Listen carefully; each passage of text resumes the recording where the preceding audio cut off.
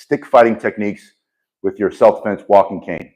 The first thing I'm going to show you is a proper stance. You're just going to put one foot in front of the other one, distribute your weight evenly this way. From here, both hands come up. One's holding the cane, and the cane comes into your shoulder, and you're going to practice this simple strike. Coming through the temple, into the jaw, into the side of the neck, maybe into his shoulder, into his ribs, down into the thigh, into the knee.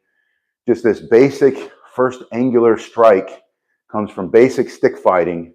You're going to apply stick fighting techniques with your self-defense walking cane. Now, the way to get your hand into that position is in a traditional way. You're holding the cane this way. You bend the knees and slide the cane, the hand down the cane, lifting up, and then you're in this position where the cane is between you and the threat. You can open with a simple thrust, come into the shoulder, and do that first technique. So I want you to thrust, strike, and then bring it to your other shoulder and strike. Notice that your other hand is up and open, ready to defend. So from this position, one foot's in front of the other one.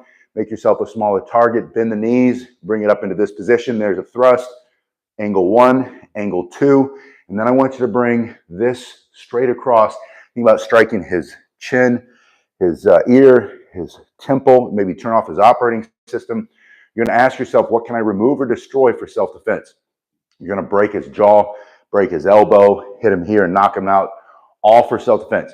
So from this position, you're minding your own business. You're walking down the street. You're carrying your cane for self-defense. You see the threat. You put one foot in front of the other one, bend the knees, sliding the hand down the front of your cane, bring it up into a protected position, keeping it between you and the threat, thrusting, angle 1, angle 2, and then bringing it from the shoulder. All these strikes come off of your shoulder, straight across in a horizontal strike from the other shoulder, bringing it back. So you're striking here, starting here again, hand up. This is a routine I want you to practice. Bend the knees, get into a better position, thrust to move them back. Angle 1, angle 2, angle 3, angle 4, and then bringing it straight down on the top of his head for self-defense, cracking him in his skull, maybe knock him out, knock him to the ground, make him stop. What are you going to remove or destroy for self-defense is a question you're asking yourself.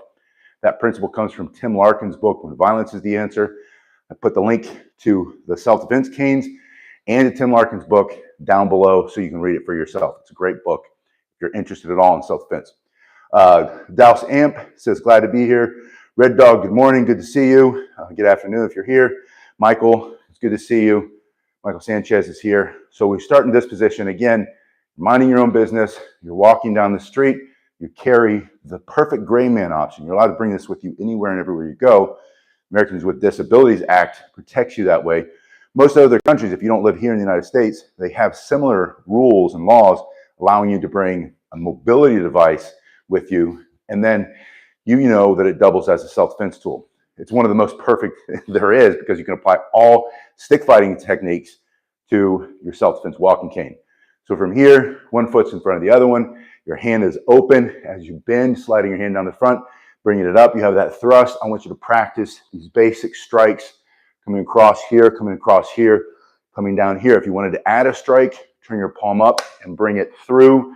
Think about he's reaching out to you. He's trying to hit you, punch you, stab you, grab you, choke you, and you're going to smash and break that hand with this upward strike here, coming off that other hip, coming up here.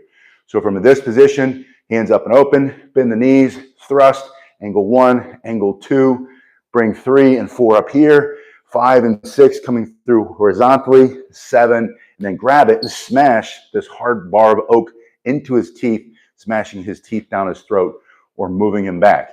So from this position, this is a routine you can practice every day, and it'll build your confidence, it'll build your fitness, and it'll give you skills and techniques that you can use to defend yourself using stick fighting techniques with your self-defense walking cane. You can do it in the other hand. Switch your feet, get the other hand open, bend the knees, slide here, start with a thrust, come off the shoulder, off the other shoulder, come up from the hip, come across, come back, bring it straight down vertically on the top of his head. Now, switching techniques, totally different. You're now going to turn the crook facing out, new stick fighting techniques using your self-defense walking cane. This time, you've got it in the back foot. This foot's in front. This hand is up, and you're going to bring it straight up simply by turning your wrist, bending that elbow, swinging the shoulder. You're accelerating with each one of those joints, and you're going to snatch it up between his legs, either hitting him in his groin, his privates for self-defense, maybe smashing his teeth together, maybe he's yelling at you, the tip of his tongue comes flying off for self-defense. He's saying things as he's trying to hurt you. You told him to back up. You get this hand up, you make a verbal command, back up. Don't say please, don't say don't hurt me. Just say get out of my face, back up. I will defend myself. Snatch that up between his legs.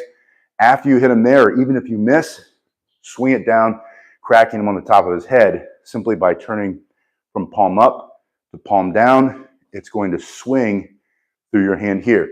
So from this position, your hands are up and open. This is called the flinch block between you and him. You snatch him here, and then you bring it up and down, cracking him on the side of his, or the top of his head. Maybe you miss his head and you hit him in the clavicle, breaking his clavicle. He can't use that arm, that shoulder. Or maybe he's reaching for you again and you just smashed whatever's in that hand. You just broke it. So from this position, one foot in front of the other, the hands up, bend the knees, snatch them up. As you come up, it adds to the acceleration. All the power comes from your legs, popping him here and then crack him down on top. From this position, also you can just bring it straight across, coming up at an angle. Maybe you're striking into his knee, into his thigh, into his ribs for self-defense, or straight into the face. Once you hit him here, bring it back here, finish him off here. 3 strikes I want you to practice on both sides. Other hand, up and open. 1, 2. Oh, wait, we did. We were coming across. So we're coming 1, we're coming back, we're coming down on top. So this technique, come across, come back, snatch him down on top of his head. Put in the other hand. 1, 2, 3. Switch feet. 1, 2, 3. Switching like this is going to allow you not just to become ambidextrous so that you can use your cane fighting on both sides, but it's going to make you stronger. Now, you can't do these techniques because if you were to lift your cane up off the floor, you would fall to the ground. In other words, your mobility device gets you around during the day. And a few months ago, I needed mine every single day. I would have fallen to the ground without it. That's when you carry 2. You put 1 in one hand and fight with the other one. Try not to hit whatever. Keep forgetting about the garage door opener. I don't want to have to replace that. You lean on one, swing it across, swing it back, crack him down on top of his head. Switch your feet, or you just use the other cane. 1, 2, crack him on his head. 1, 2, snatch him down on top of his head. But practice that. Wherever your limitations are, that's where you are. Allow yourself, you don't have a choice, I don't have a choice, but figure out how you can still use it. Maybe you can't stand at all. Maybe you're sitting in a chair, you're in a wheelchair. You can still do every single one of these techniques sitting in your wheelchair. That's the beauty of the self-defense walking cane. And that's the best part of learning how to fight with stick fighting techniques using your self-defense walking cane. Now, from this position, we still have the crook facing out, which, by the way, ergonomically is a better way to use your cane. So if let's say your left hip is injured, like mine was. Now my left hip feels great because of the hip replacement. My right hip needs replaced, and it hurts. But I'm just going to show you here because it works a little bit better this way. My left leg's hurting, or my left knee, or your left foot, or whatever. You hold the cane on the opposite side as you walk with it. You're minding your own business, and then you pop it straight up like this. Now from here to here, you're just getting it into a protective position. You realize he's coming in fast, you put your hand up, hey, get back, you're too close, and then you just smash him right in his face, knocking the teeth down his throat for self-defense. And again, these are principles that come from Tim Larkin's book, When Violence is the Answer. I put the links below. Bring it up, smash him here, and then bring the backside through, that long piece, cracking him across his jaw for self-defense. Bring it up, smash, bring it through here. Bring your hand to your ear like you're answering your phone. That gets it into this hand, and now you're going to, like a bayonet attack. Looks like I need a new tip. You're going to smash him through his teeth, his throat, his chest. What are you going to remove or destroy? His ability to see, his ability to breathe temporarily, permanently, his ability to stand and breathe. Coming right into the solar plexus. Break all that cartilage. Stick it between the belly button and the privates. That thin fascia of muscle will rip and tear. He gets the hernia. He can't chase you. Can't press the fight. From this position, your hands both come up at the same time. This hand is open, telling him and the world that you're trying to stop it. You're not the offender. This is for self-defense only. Stick fighting for self-defense with your self-defense walking cane. From this position, you have that quick jab using that hard bar of oak in the curve, smashing him in his face, cracking across the face, bringing it up here. Now jam straight in, moving him back, and then bring the backhand forward, using the tip here, chopping him in. W9UFO says, for self-defense, amen. Faithful Sanders says, practice, practice, practice. That's the truth. Nisai gives it the heart. Thank you. Garen, good exercise. Good morning. Not sure if that's, I can't read the Russian.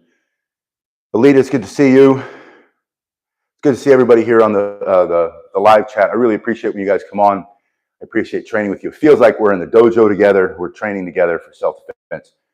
So from this position, we're not done with that technique yet, or that combination that I want you to practice. Let's try it in the other hand. Bring it up, hands up and open. This first jamming motion here. From here, you're going to bring this across, smashing the side of his head. Bring your hand up to your ear like you're answering your phone, and jam straight in, and then bring the backhand forward, chopping. And once you're here, think about reaching in and grabbing his teeth through his skin, through his flesh, or coming into the side of his nose, grabbing his eyeball, and then rip it straight off of his face for self-defense. Make him stop pressing the attack. So from this position, you bring it up here. This is your back up. I will defend myself. As soon as you have to, if you know he's going to come and attack you, you make the first move. First mover advantage. That's a principle of self-defense. Smash his face, bring it across, answer your phone, bayonet attack, chopping in, and then ripping everything off that you have to rip off for self-defense. End the fight as fast as you can. You don't want to constantly spend time fighting with this guy. Chris says, what martial arts do you know? And who did you study under? It was a long, long time ago. Started when I was 9 in judo.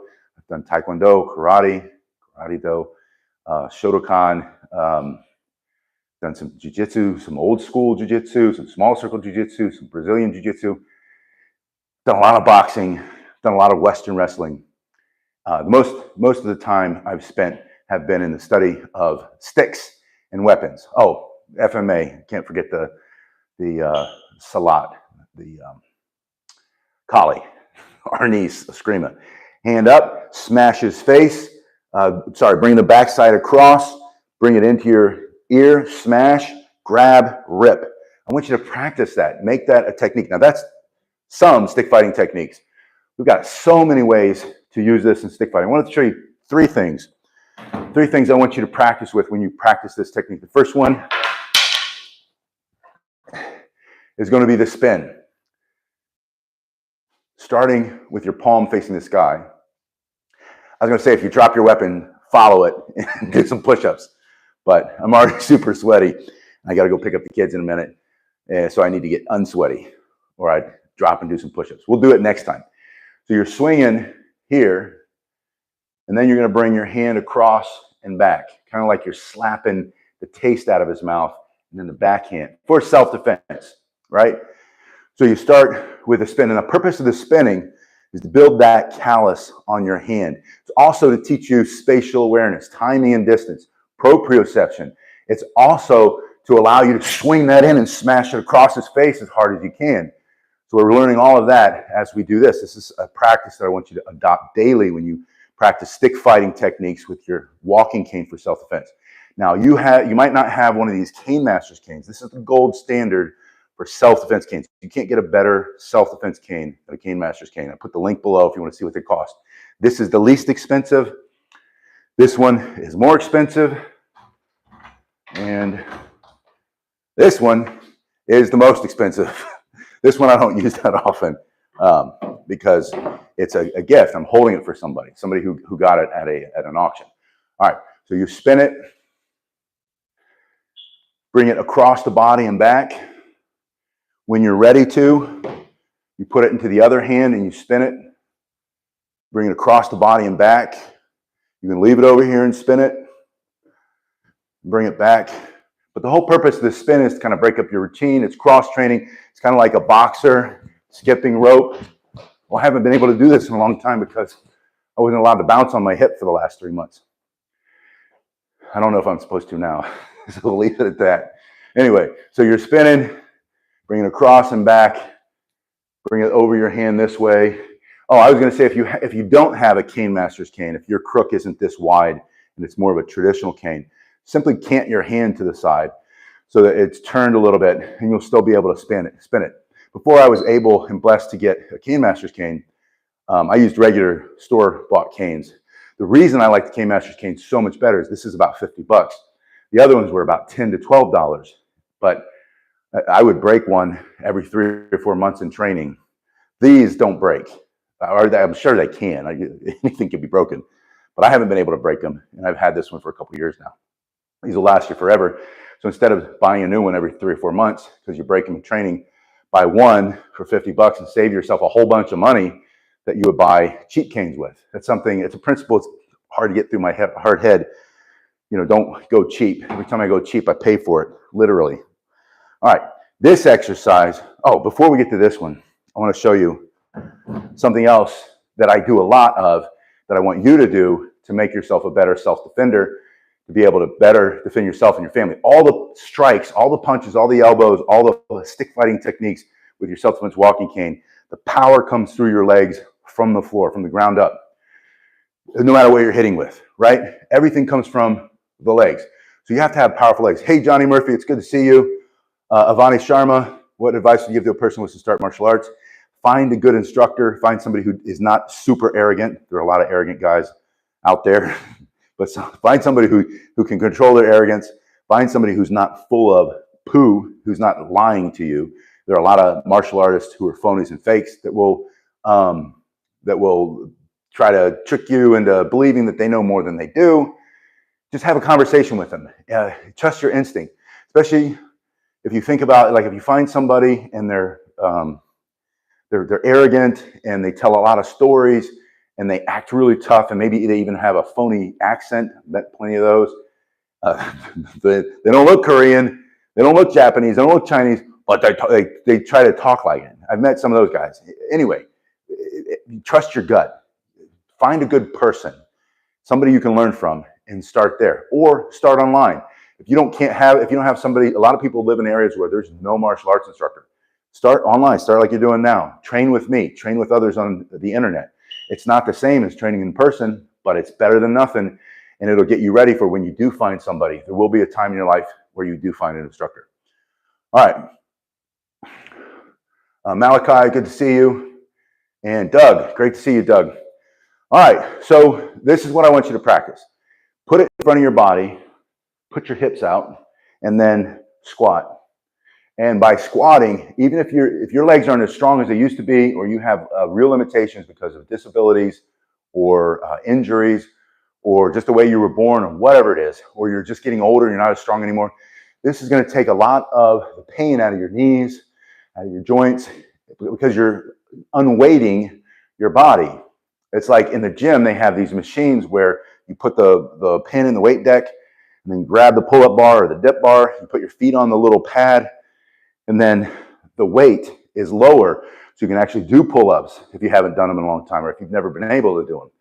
This is the same thing as using a band for pull-ups. This just allows you to do more squats on your legs, get the muscle activated, get the plasma flowing, get the blood in there, start to build strength, real knockout power. Not so you look good in a party dress, not so you look good at the beach, but so you can knock somebody's teeth down their throat when you have to for self-defense. And you should always run away if you can run away. You should always talk yourself out of it. You should learn deconfliction. I'm going to have somebody on this channel. We're going to talk about how to not deconflict. That's when you have two units operating in the same area, or two or more, and you don't want to shoot each other. You deconflict. De-escalate. You need to de-escalate. Learn how to de-escalate. All right. So what I did was I took a resistance band, and if you don't have a pair or one, you start with one. I put the link below. Put that on the end of your walking stick. Bring this around. Yeah. Dow says, waiting on two knees and hips. Always been an athlete. Feeling vulnerable is a new concern. I appreciate that too. I got the EKG readout, and there are all these things listed on there that didn't look good. And I thought, man, and it's a result of the heart attack that I had after I had my hip replacement, which the heart attack was a result of the hip. But it feels limiting, right? It's daunting and it's upsetting, but it's life. It happens. You need new hips. I use the cane to allow me to move still in ways that I couldn't without it. So I appreciate that very much. All right, so from here, you're just going to do a standing push-up. And again, you're not going for looking muscles. You're going to build dense muscle fiber, fast, explosive muscle, so that when you have to smash somebody with a cane or a stick fighting technique using your self-defense walking cane, you're ready to do so. Your grip will be stronger, your arms, your chest, your shoulders, your forearms, your fingers. I like to go forward. I like to mix it up and push down to activate the bottom part of the chest. I also like you to push up, activate the top part of the chest. I also like when you put your hands here in the middle and bring it up to your forehead and hit your triceps. Those are all muscles that are going to allow you to strike hard and fast. The other one, after you do those, you do the upper part, throw it under your hips, under your bum, or if you're in a chair, throw it under the chair, bend the knees, and squeeze those biceps. And play around with your grip. Bring your hands inside the band. Each set, do 3 or 4 sets. And don't count the repetitions, go for time. You want time under tension. You want to put the hands here, palms down. Doug says, really appreciate using the crook when my arms are busy in the store holding things. Yeah, absolutely.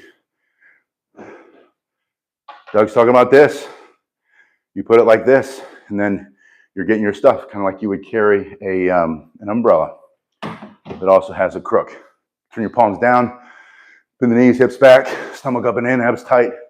Breathe in through your nose, out through your mouth, and squeeze. That's all I'm going to show you for this, because I'm pouring sweat. I just put on a clean shirt. Anyway, you guys have been awesome. Thank you so much for being here.